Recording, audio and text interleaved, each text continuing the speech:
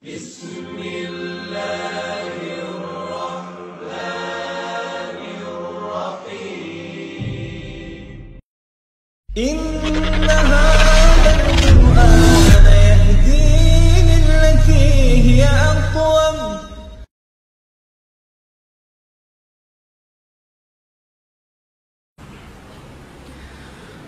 Pembahasan pada malam hari ini kita akan khususkan kepada pembahasan tentang khuruju dabbah, keluarnya binatang dari perut bumi yang akan berbicara kepada seluruh manusia. Tidak ada satupun manusia kecuali akan diajak bicara oleh binatang ini.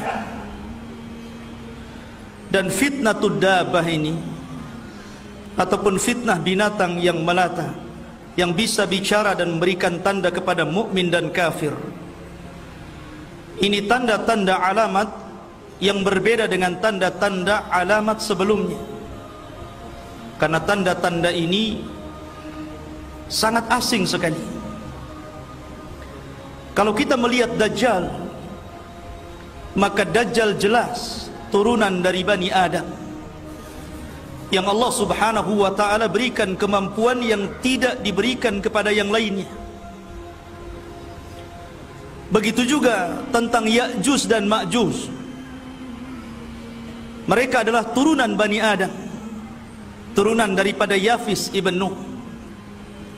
Dan mereka tidak mungkin masuk baik ke Mekah, ke Madinah, ataupun Baitul Maqdis. Tapi binatang ini bukan dari keturunan Bani Adam, dan dia bisa masuk ke Mekah, bahkan juga keluarnya dari Mekah atau dekat dengan Mekah, dan juga dia bisa masuk ke Madinah, bahkan ke Baitul Maqdis. Sehingga alamah kiamah yang kita akan jelaskan ini lebih aneh daripada alamah sebelumnya. Tapi ini bukan dongeng, ini kenyataan yang akan berlaku di akhir zaman. Ma'asyiral muslimin rahimani wa rahimakumullah. Sebelum kejadian ini, kita tahu bahwa Allah subhanahu wa ta'ala mengingatkan manusia dengan datangnya dukhan.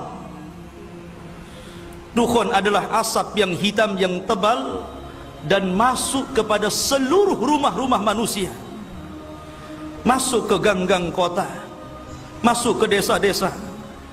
Bahkan Allah subhanahu wa ta'ala mengatakan, fartaqib yauma ta'tis sama bidukhanim mubin. Allah menyebutkan bahwa kelak akan ada dukhan. Walaupun sebagian para sahabat khilaf. Menurut Abdullah bin Mas'ud radhiyallahu an, dukhan ini pernah terjadi kepada orang-orang Quraisy.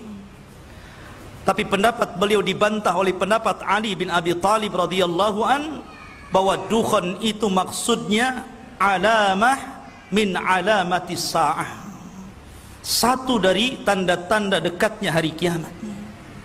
Yaghshan nas hadza adzabun alim, seluruh manusia akan pingsan karena ini azab yang sangat pedih sekali. Ketika itu manusia diberikan kesempatan untuk bertobat kepada Allah azza wa jalla.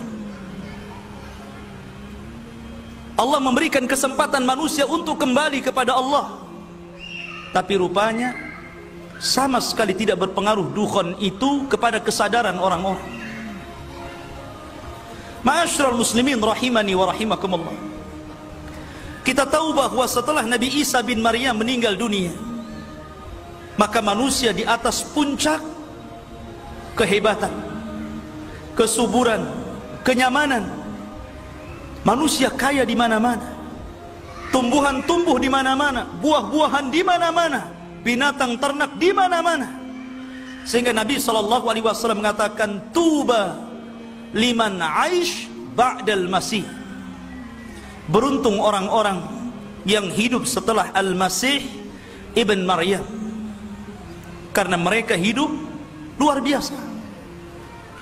Sampai pada waktu ketika mereka tertidur, tidur pulas, kemudian datanglah waktu subuh, seluruh manusia bangun. Orang-orang yang beriman sebagaimana aktivitas mereka melaksanakan sholat subuh. Mereka berangkat dari rumah-rumah mereka ke masjid. Tetapi selepas salat subuh, matahari tidak kunjung muncul. Kemudian orang-orang pun bertanya, jam berapa ini? Maka orang-orang menjawab, ini sudah siang, sudah pun duhur, tapi matahari tetap gelap. Kemudian ditunggu lagi sampai asar, matahari nggak muncul juga. Sampai akhirnya yang harusnya matahari itu di waktu tenggelamnya, tiba-tiba matahari muncul, tapi bukan dari arah terbitnya, muncul dari arah barat. Ma'asyiral muslimin rahimani wa rahimakumullah, terjadi khilaf para ulama, mana yang lebih dahulu antara matahari terbit dari arah barat ataukah kemunculan dabatul ar, binatang besar yang akan berbicara kepada manusia. Sebagian para ulama mengatakan bahwa munculnya binatang itu 1 atau 2 hari setelah terbit matahari dari barat. Ada yang mengatakan binatang itu muncul dulu, baru 1-2 hari muncul matahari terbit dari barat. Allahu a'lam, mana yang lebih dahulu. Tapi tidak jauh jaraknya antara sehari atau 2 hari antara kemunculan binatang dengan terbitnya matahari. Tapi yang jelas ikhwatu fiddin, ketika matahari terbit, diizinkan Allah subhanahu wa ta'ala untuk terbit dari barat. Ikhwan, antum harus paham bahwa ketika matahari tenggelam, matahari tidak mengelilingi bumi sebagaimana pelajaran yang ma'ruf antum pelajari di sekolah-sekolah. Tapi matahari itu menghadap Allah untuk minta izin. Hampir-hampir dia tidak diberi izin untuk terbit kembali dari arah terbitnya. Setiap hari mereka datang kepada Allah dan sujud, kemudian minta izin untuk tidak terbit. Tapi Allah mengatakan, tetaplah kau terbit dari arah timur. Sampai pada waktunya Allah subhanahu wa ta'ala memerintahkan matahari untuk terbit dari arah barat. Ketika matahari terbit dari arah barat, subhanallah, seluruh manusia yang mukmin semakin kuat imannya, yang kafir semuanya masuk Islam. Yusaddiqul kadzib, tiba-tiba para pendusta menjadi jujur. Wa yu'minul kafir, tiba-tiba orang kafir beriman. Tapi apa manfaat keimanannya ketika itu? Karena terbitnya matahari dari arah barat itu liyahya man hayya am bayyinatin wa yuhlika man halaka am bayyinatin. Allah subhanahu wa ta'ala akan meneguhkan keimanan orang yang sebelumnya beriman dan akan menghancurkan orang-orang yang sebelumnya kafir dan tidak beriman. Ketika itu para duat, para dai, para ustaz yang biasa mengajak manusia ke dalam Islam, yang biasa mengajak manusia kepada kebaikan dan ibadah kepada Allah, semuanya terhenti, tidak ada dakwah lagi. Kenapa? Percuma. Kalaupun dia berdakwah, kemudian manusia masuk ke dalam dakwahnya, beriman kepada Allah, tidak bermanfaat keimanannya. Ma'asyiral muslimin, inilah yang dikatakan di dalam Al-Quranul Karim. Allah subhanahu wa ta'ala berfirman, wa idzal waqa'al qawlu alaihim akhrajna lahum dabatul ar tukallimuhumun nas, tukallimuhum anna an-nasa kanu bi ayatina la yuqinun.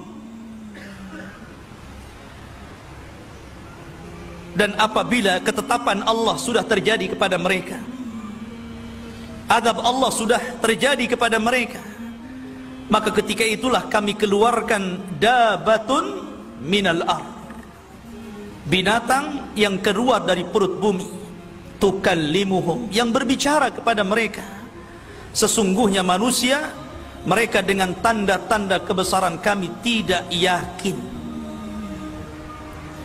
Setelah itu muncul dabah. Lah dabah ini tugasnya yang pertama kali adalah memberikan stempel Kalau dia seorang mukmin akan distempel dahinya, kemudian keluar cahaya. Kalau dia orang kafir akan diberi tanda di hidungnya sehingga menjadi gelap. Ketika itu nama-nama manusia terangkat, tidak ada orang memanggil dengan namanya. Panggilan ketika itu cuma ada dua, ya mukmin wa ya kafir. Itu saja. Sampai dijelaskan dalam hadis yang sahih, kata-kata ini menyebar di pasar-pasar. Jadi kalau antum berjualan kemudian mengambil barang dari orang kafir, antum akan mengatakan, saya mengambil barang itu dari si kafir. Kata orang kafir, saya membeli barang itu dari si mukmin. Sudah tidak ada lagi nama-nama, yang ada mukmin dan kafir saja. Subhanallah. Tetapi sudah biasa, tidak sakit hati. Ma'asyiral muslimin, jamaah sekalian yang dirahmati Allah Subhanahu wa taala, kita akan fokus membahas misteri tentang binatang yang bisa bicara ini. Kan ini pembahasan panjang, mohon sabar. Ma'asyiral muslimin, tadi saya sudah katakan bahwa munculnya binatang ini berdekatan dengan terbitnya matahari dari barat, entah 1 hari atau 2 hari. Dan apabila telah terkumpul munculnya Dajjal, terbitnya matahari dari arah barat, munculnya Dabatul Ar, maka ketika itu tidak manfaat lagi iman seseorang, kecuali sebelumnya dia telah beriman. Tapi kalau sebelumnya tidak pernah beriman, kemudian tiba-tiba beriman, atau dia beriman tapi tidak melakukan kebaikan, maka ketika itu taubat tidak lagi diterima di hadapan Allah Subhanahu wa taala. Ma'asyiral muslimin, jamaah sekalian yang dirahmati Allah Subhanahu wa taala, kita akan mengenal seperti apa binatang ini sebenarnya, bagaimana rupanya. Terjadi pendapat-pendapat banyak para ulama, walaupun sebagian pendapat ini dhaif, mengambil hadis-hadis yang dhaif, ataupun pendapat-pendapat lemah dan tidak berdasar. Tapi sebagai pengetahuan kita akan jelaskan, supaya ketika antum membaca sebuah makalah entah di medsos, antum tahu ini penjelasan gak benar. Yang pertama, Al-Imam Al-Qurtubi rahimahullahu ta'ala menjelaskan bahwa binatang yang akan muncul di akhir zaman adalah min fasilati naqati Saleh, anak unta Nabi Saleh yang lari ketika hendak dibunuh oleh kaum Tsamud. Kita tahu bahwa di antara mukjizat Nabi Saleh alaihi salatu wassalam, mampu mengeluarkan unta bunting dari batu. Itu mukjizatnya. Lah ketika unta ini keluar kemudian melahirkan anaknya di hadapan kaum Tsamud, dan mereka merasakan nikmat yang luar biasa dengan sebab mukjizat unta Saleh ini, akhirnya mereka kufur dan belakangan kemudian menyembelih unta Saleh. Ketika ibunya sudah disembelih oleh kaum Tsamud, maka anaknya ini yasruh, berteriak, kemudian lari dan masuk ke dalam lubang, kemudian tertutup batunya dan tidak pernah keluar. Sebagian para ulama, keluarnya kelak di akhir zaman sebagaimana isyarat dari firman Allah Azza wa Jal, akhrajna, kami keluarkan dabatun minal ard, binatang yang keluar dari perut bumi tadi. Ini satu pendapat. Pendapat yang lain, bahwa binatang yang bisa bicara adalah jassasah. Anda ingat ketika saya bercerita tentang hadis Tamim ibn Aus Ad-Dari yang membawa 30 awak kapal, kemudian terdampar karena kapalnya diombang-ambingkan ombak, terdampar di sebuah pulau, kemudian masuk ke dalam hutan, tiba-tiba bertemu dengan jassasah. Jassasah adalah binatang yang tidak tahu mana depan mana belakang, berbulu semuanya dari atas sampai ke bawah, dan bisa bicara. tapi hanya berdialog sekali dengan Tamim Ad-Dari. Karena kemudian Jassasah ini mengisyaratkan supaya Tamim dan rombongannya menemui seseorang yang di Borgol, yang belakangan kata Nabi SAW, innahu dajjal. Orang yang kau temui itu wahai Tamim adalah Dajjal. Maka yang dimaksud binatang yang bicara itu adalah Jassasah yang pernah ditemui oleh sahabat Tamim Ibn Aus Ad-Dari. Kemudian pendapat yang ketiga, bahwa binatang itu adalah ular yang pernah menghalang-halangi orang-orang Quraisy ketika hendak merobohkan Ka'bah dan membangunnya kembali. Karena kita tahu ketika Nabi SAW berusia remaja belasan tahun, terjadi banjir. Banjir ini merobohkan sebagian bangunan Mekah. Kemudian orang-orang Quraisy membangun lagi Ka'bah, tetapi karena kurang dananya, karena mereka mewajibkan bahwa dana untuk membangun Ka'bah harus dari dana yang halal, sehingga tidak terkumpul banyak. Makanya tidak bisa menyelesaikan pembangunan Ka'bah seperti bangunan Ibrahim. Makanya mereka hanya bisa menyelesaikan separuh saja. Dan separuhnya kemudian diberikan tembok yang kita kenal dengan Hijr Ismail. Sebenarnya itu bagian daripada Ka'bah. Lah ketika orang Quraisy ini hendak merobohkan dan membangunnya, tiba-tiba ada ular. Mereka takut. Kemudian tiba-tiba Allah mengutus burung dan mengambil ular itu, kemudian diterbangkan entah kemana. Maka orang-orang Quraisy mengatakan bahwa apa yang mereka lakukan adalah kebenaran, karena tidak ada lagi yang mengganggu mereka. Mulailah mereka merobohkan Ka'bah dan membangunnya. Sebagian ulama mengatakan bahwa Dabah itu adalah ular yang pernah menghalang-halangi orang Quraisy ketika membangun Ka'bah. Ini tiga pendapat. Kemudian pendapat yang lain, tetapi pendapat ini sangat lemah, bahwa yang dimaksud Dabah adalah manusia yang selalu mengingkari kemungkaran, memberantas kesyirikan, memberantas orang-orang yang menyelisih sunnah Rasul, memberantas orang-orang yang senantiasa melakukan dosa-dosa besar. Kalau memang ini Dabah, berarti sudah muncul setiap hari. Dai-dai banyak. Berarti dai itu Dabah kan begitu. Termasuk saya, nggak terima saya. Masa saya dikatakan Dabah, gitu kan? Jadi yang dimaksud ini dhaif sekali, karena bagaimanapun Dabah itu diisyaratkan kepada binatang, bukan kepada manusia. Ini pendapat yang lemah, nggak usah diambil. Kemudian ada juga yang mengatakan bahwa Dabah itu ismul jinsi, nama jenis, bahwa seluruh binatang yang melata itu namanya Dabah.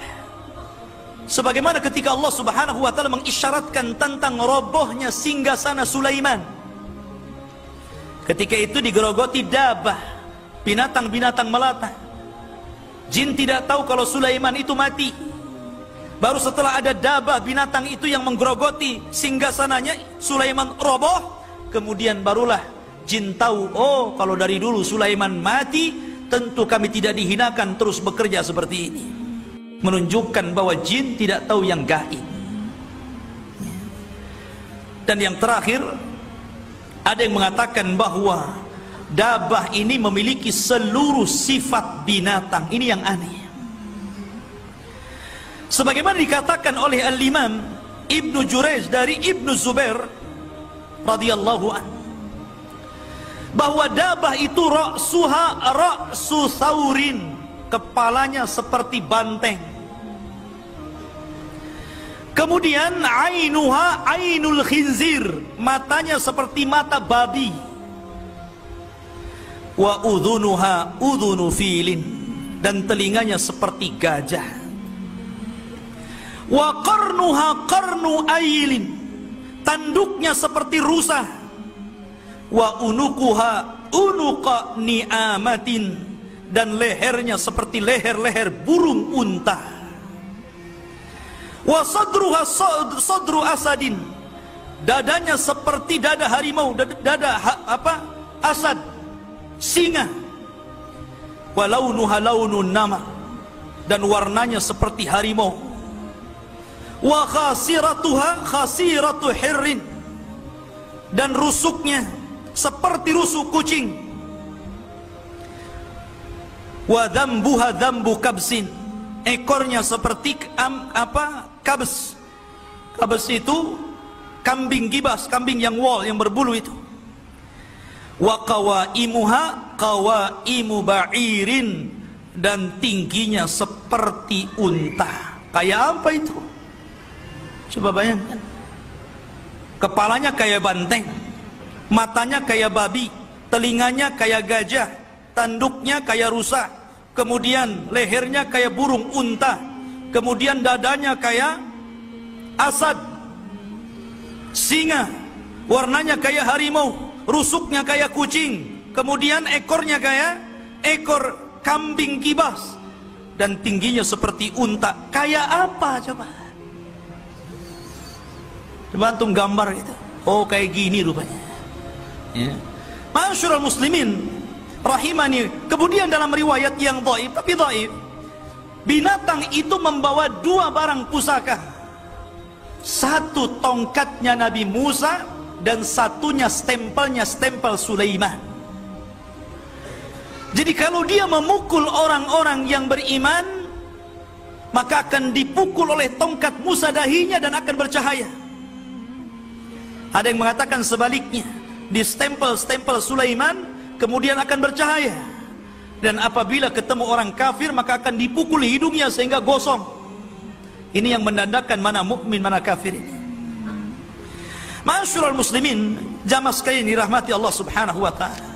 Kemudian dari mana keluarnya? Dan di mana sekarang ini dia? Kalau Dajjal jelas, Nabi SAW mengisyaratkan di mana keluarnya. Ya'juj dan Ma'juj juga jelas. Nabi SAW mengarahkan ke arah timur. Tapi Dabbah ini terjadi banyak khilaf para ulama. Walaupun ada kesepakatan di antara ulama bahwa dia akan muncul di Mekah atau berdekatan dengan kota Mekah. Jadi akan muncul di situ. Pendapat yang pertama, dan ini pendapat Abdullah ibn Buraidah, bahwa Dabbah itu akan keluar dari sebuah perkampungan padang pasir. Disitulah dia pernah berjalan bersama Rasul. Kemudian Rasul berhenti. Kata Nabi SAW, "Hadza maudhi'u dabbah." Disinilah kelak binatang yang bicara itu muncul. Ini menurut Abdullah ibn Buraidah. Ada yang mengatakan bahwa perkampungan itu di daerah Tihama, yang kata Nabi SAW apabila menyebutkan amalan-amalan mengisyaratkan kalau enggak dengan gunung Uhud, gunung Tihama. Kata Rasul, kalau seandainya engkau punya pahala sebesar gunung Tihama, maka itu akan dihancurkan dengan kemaksiatan yang dilakukan secara tidak terang-terangan. Rasul mempermisalkan gunung Tihama. Dari situ Dabbah itu keluar. Ada yang mengatakan bahwa Dabbah itu, dan ini perkataan Abdullah bin Mas'ud radhiyallahu anhu, bahwa Dabbah itu akan keluar dari bebatuan bukit Safa. Ada Safa, ada Marwah, tempat sa'i. Disitulah Dabbah akan keluar. Jadi pecah batunya, kemudian keluar tuh Dabbah itu. Ada yang mengatakan, dan ini pendapat Abdullah ibn Amr, Dabbah itu keluar dari padang pasir namanya Ajyad, dekat dengan Mekah. Bahkan dia pernah mengatakan, saking yakinnya bahwa Dabbah akan keluar dari situ, karena di situ ada tumpukan-tumpukan cadas dan batu. Dia mengatakan, kalau saya tahu binatang itu ada di sini, ku congkel dengan kayu supaya dia keluar sehingga nampak mana mukmin mana kafir. Ada juga yang mengatakan bahwa Dabbah itu akan keluar menggunakan 3 proses. Pertama akan keluar fil bawadi, keluar dari lembah dulu, kemudian sembunyi. Kemudian setelah itu keluar di perkampungan, kemudian sembunyi. Baru kemudian dia menampakkan di Masjidil Haram. Barulah manusia lari, ketakutan. Tetapi dabah ini akan mengejar seluruh manusia. Tidak ada satupun manusia yang lolos dari dabah ini. Tapi dabah ini nggak membunuh. Dabah ini hanya sekedar memberikan cap stempel saja, kafir, mukmin, itu saja tugas. Kemudian bicara. Dia tidak membunuh seperti Dajjal. Dia tidak sadis seperti Ya'juj dan Ma'juj. Bahkan dijelaskan dalam sebuah riwayat ikhwatu fiddin yang dimuliakan Allah Azza wa Jal, bahwa saking besarnya dabah ini, dan ini pendapat yang kuat karena memang pendapat-pendapat yang tadi itu tidak berdasar. Ada yang mendasari pendapat-pendapat bentuk dabah itu dari berbagai macam pendapat menggunakan hadis lemah. Terkadang hadisnya tidak sampai kepada Rasul sehingga ditolak banyak para ulama. Tetapi ada kemiripan satu dengan yang lainnya, bahwa binatang itu besar. Sebesar apa? Dijelaskan dalam sebuah hadis. Sebagaimana hadis Abdullah bin Amr, bahwa dabah itu akan keluar dari ajian ra'suha yamussus sahab, di mana kepalanya sampai menempel di awan. Anda bisa bayangkan, kepalanya dabah ini menempel di awan, tinggi besar. Awan kan tinggi. Jadi kalau antum melihat dabah nenggak ke atas gitu kan, saking tingginya. Bahkan dijelaskan, wa ma kharajat rijluha minal ar, ketika kepalanya menempel di awan, kakinya belum keluar dari tanah. Sebesar apa itu? Raksasa kan? Makanya wajar takut manusia. Tapi dia akan keluar mengelilingi dunia. Tidak ada satu tempat pasti ke situ dan memberikan cap stempel mukmin dan kafir. Ma'asyiral muslimin, jamaah sekalian yang dirahmati Allah Subhanahu wa taala. Adapun yang pertama kali tugas dabah setelah Allah keluarkan sebagai alamah besar. Ada yang mengatakan bacaan Allah Subhanahu wa taala ketika berfirman, berbicara tentang dabah itu memiliki dua makna. Ketika Allah mengatakan wa idza waqa'al qawlu 'alaihim akhrajna lahum dabatan minal ar tukallimuhum. Ini satu bacaan dan ma'ruf dalam mushaf yang kita baca memang begitu, tukallimuhum. Tetapi juga ada yang membaca taklimuhum. Apa bedanya tukallimuhum dan taklimuhum? Bedanya kalau tukallimuhum artinya binatang ini akan berbicara. Yuhadditsun nas, akan mengajak bicara manusia. Tapi kalau taklimuhum artinya akan memberikan tanda luka di muka manusia. Makanya kata Abdullah bin Abbas, seorang ahli tafsir, bahkan dikatakan Sayyidul Mufassirin, mengatakan bahwa kullan yaf'al, boleh-boleh dua-duanya terjadi. Artinya ketika dabah ini keluar, binatang yang bisa bicara yang besar sekali keluar, maka yang pertama kali dia akan menstempel di dahi seorang yang beriman dan dikatakan mukmin, dan akan melukai hidung orang kafir sehingga gelap dan dikatakan kafir. Ketika itu dia akan bicara dan akan mengatakan innan nas kanu bi ayatina la yuqinun. Inilah pembicaraannya. Innan nas, sesungguhnya manusia, kanu mereka, bi ayatina dengan tanda-tanda kuasa Allah, mereka tidak yakin. Inilah ucapan yang akan diucapkan binatang ini, menyinggung orang-orang kafir, bahwa orang-orang kafir itu baru sadar, baru mau beriman kepada Allah Azza wa Jal ketika seluruh tanda-tanda yang keluar menutupi taubat-taubat mereka. Tapi percuma taubat mereka, apa lagi? Bahkan ketika seorang kafir kemudian melihat binatang itu, dia langsung berwudu, bertobat kepada Allah, kemudian sholat, tiba-tiba binatang itu ada di belakangnya. Al-an tusalli ya fulan, rupanya kau baru sekarang mau sholat ya, nggak akan diterima sholatmu. Sampai seperti itu. Jadi setiap ada orang yang sholat, al-an tusalli, oh sekarang kau mau sholat ya, sebelumnya kau kemana? Percuma mereka sholat. Dari sini ikhwatu fillah yang dimuliakan Allah subhanahu wa ta'ala, bahwa ketika itu semua manusia mampu membedakan mana mukmin dan mana yang kafir. Ma'asyiral muslimin yang dimuliakan Allah subhanahu wa ta'ala, kemudian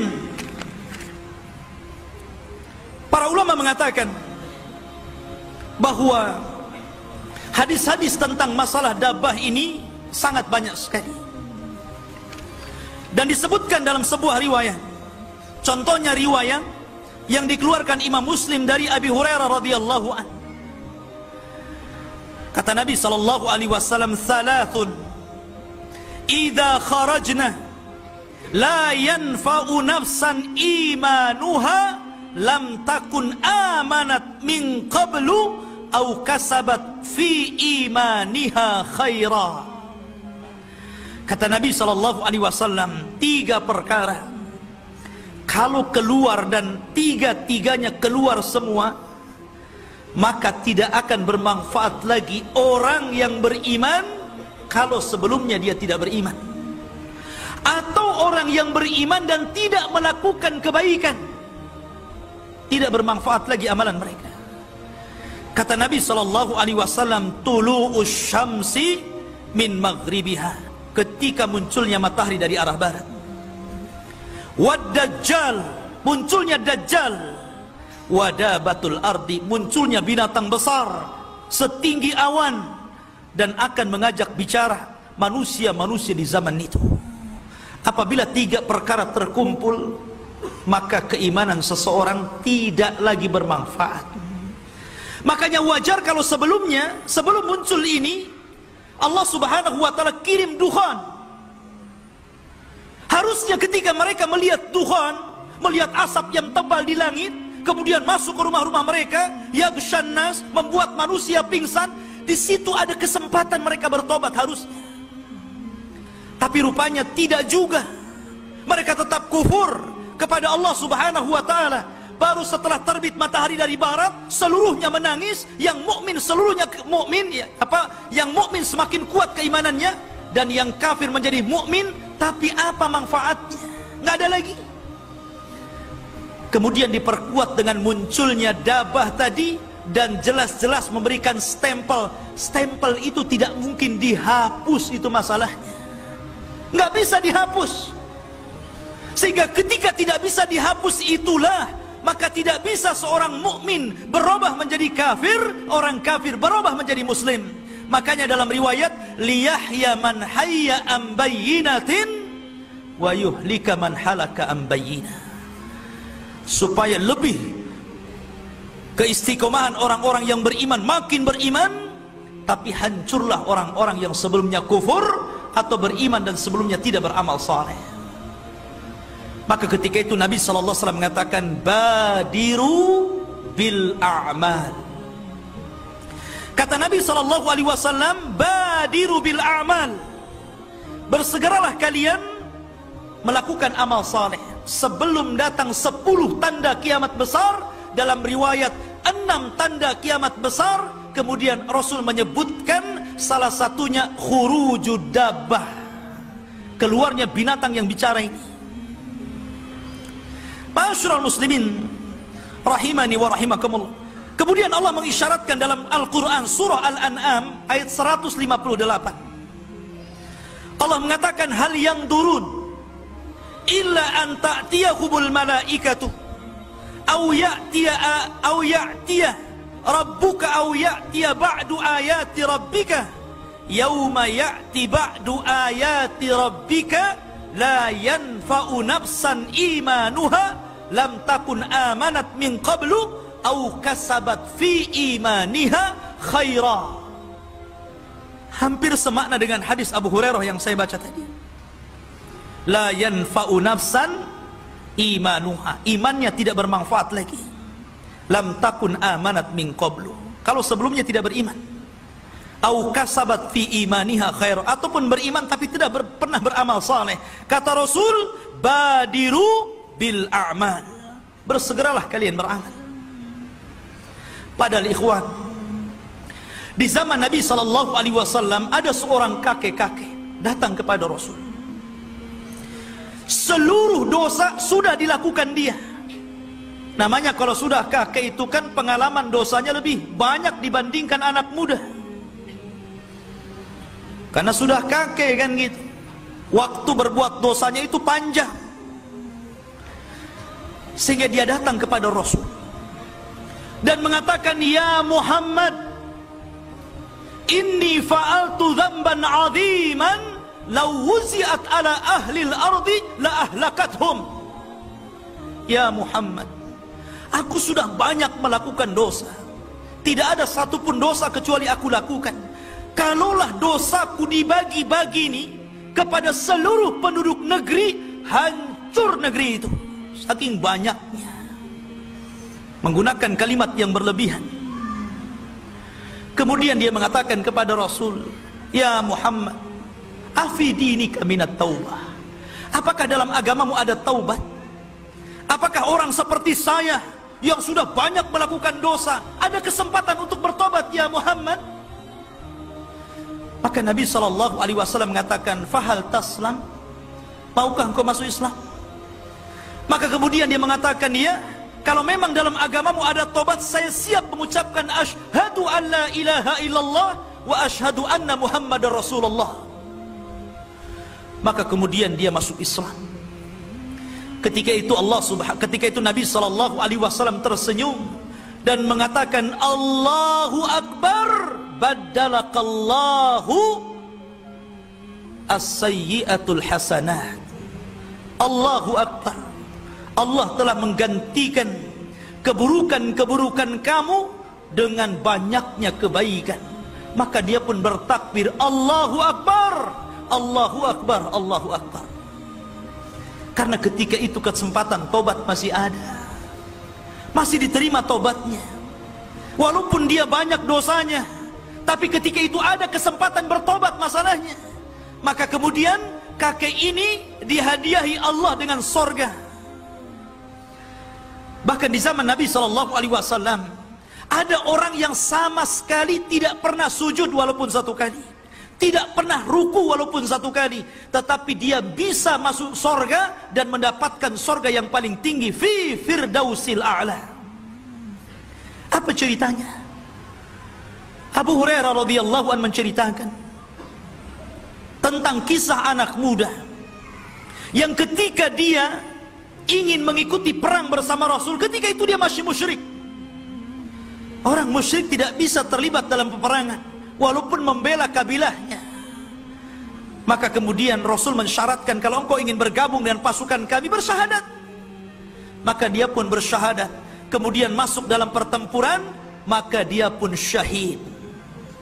Maka orang ini tidak pernah sujud walaupun sekali, tidak pernah ruku walaupun sekali, tapi Allah masukkan ke dalam sorga yang paling tinggi karena syahid. Ya, di zaman itu masih ada kesempatan untuk bertobat, termasuk di zaman sekarang masih ada kesempatan untuk bertobat. La taqnatu min rahmatillah. Jangan pernah Anda putus asa dengan rahmat Allah, karena sebesar apapun dosa Bani Adam, kalau datang kepada Allah tidak melakukan kesyirikan, pasti diterima tobatnya.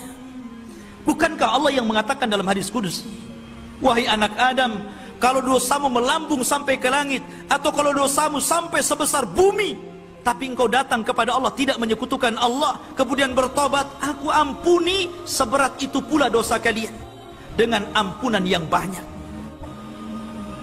Artinya bahwa masih ada kesempatan bagi kita untuk bertobat sebelum tanda-tanda kiamat ini muncul.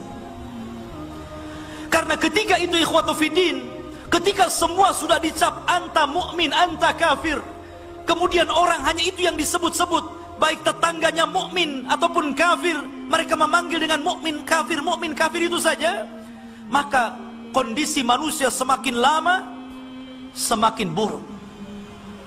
Ketika mereka kemudian sudah tidak peduli dengan maksiat, tidak takut lagi, menjadi biasa matahari dari barat, sudah tidak aneh lagi karena lamanya waktu, maka mereka lupa bahwa ini tanda-tanda kiamat besar.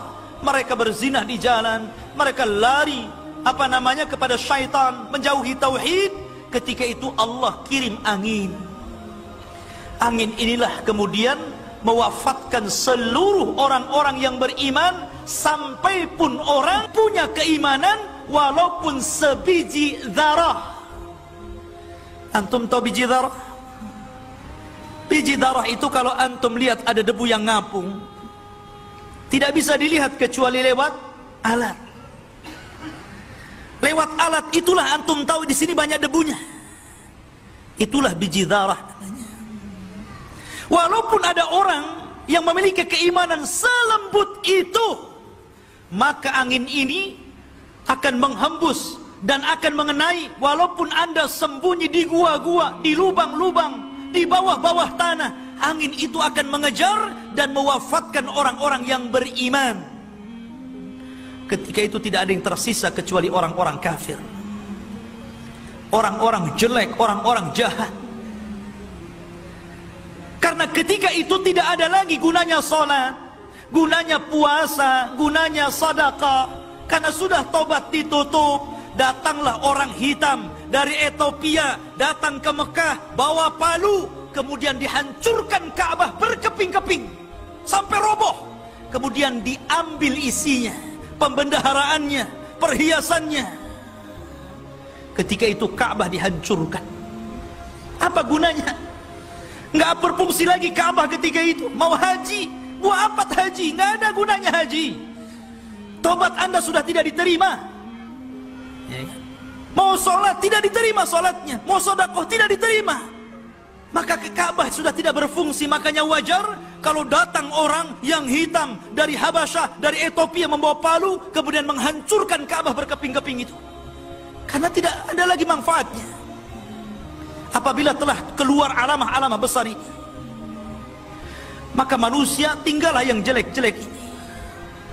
Ketika itulah kemudian Allah subhanahu wa ta'ala mengeluarkan api min qa'ri adnin, dari arah Aden. Aden itu mana? Yaman. Disitulah Allah subhanahu wa ta'ala keluarkan api.